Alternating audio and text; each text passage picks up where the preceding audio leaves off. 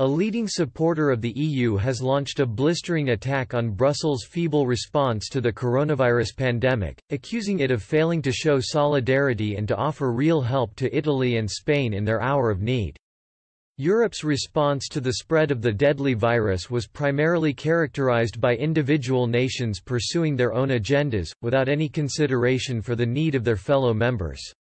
The first response was to close borders, hoard equipment and assemble national responses in a situation where it was every person was for themselves.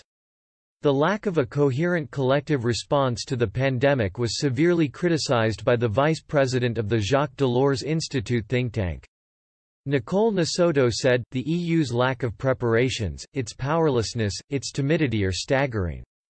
Of course, health is not part of its competency, but it is not without me." His comments come as EU finance ministers finally agreed last week a £430 billion rescue package for European countries hit hard by the coronavirus pandemic. The package agreed is much less than what the Europe Central Bank (ECB) called for in order to help countries cope with the economic fallout from the devastating health crisis. The ECB argued that countries would need in the region of £1.3 trillion to help them navigate their way through the financial chaos wreaked by the COVID-19 storm. EU ministers also failed to accept a demand from both France and Italy to share out the costs of the crisis by issuing so-called coronabonds. This would have made it much easier for countries with large debts, such as Italy and Spain, to raise credit at affordable rates.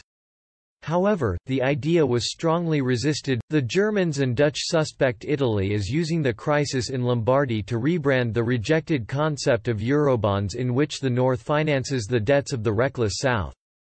The wrangling over the issue of coronabonds has caused bitter resentment and led some to question whether the EU can survive intact after the crisis. The former Italian Prime Minister Enrico Letta has been particularly scathing about Dutch resistance to helping Italy. He told the Dutch press that the Italian view of the Netherlands has been seriously damaged.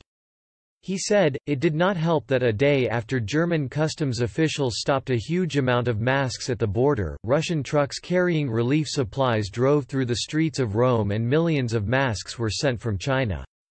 Matteo Salvini is waiting for this type of action from the Netherlands and Germany so that he can say, "You see, A diplomat told the BBC that the crisis had not been Europe's finest hour and had laid bare the divisions and cracks within the bloc. The diplomat said, "This has not been our finest moment. Our response has come too late and has been marred by nationalism." Solidarity went out of the window with the first coronavirus victim. The pandemic has stabilized in many EU countries, with infection and death rates beginning to see a downward trend. This has led some countries to consider a partial lifting of their curfews, that have been in place for weeks. Small, non-essential shops are set to open in Austria and Czech Republic next week. Denmark's schools and kindergartens will reopen on 15 April, and Norway's on 20.